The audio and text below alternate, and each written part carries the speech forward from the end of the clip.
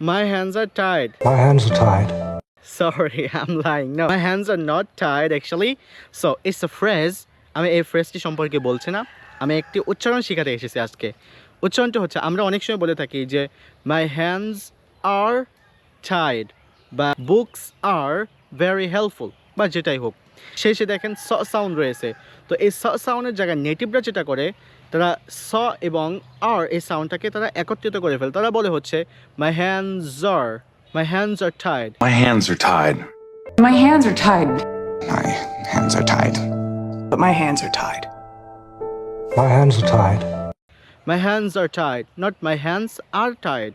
তারা বলছে my hands are tied. My hands are tied. Books are very helpful. Books are very beneficial. তাহলে আমরা এই আর ওয়ার্ডটাকে ভিন্নভাবে বা আলাদা করে উচ্চারণ করব, আমরা এটাকে কানেক্ট করে ফেলবো, অর্থাৎ আমরা এটাকে মিলিত করে ফেলবো। আমরা বলবো my hands are tied. If I speak like American, do follow me. I'm going to teach you how to speak like American. Assalamu alaikum.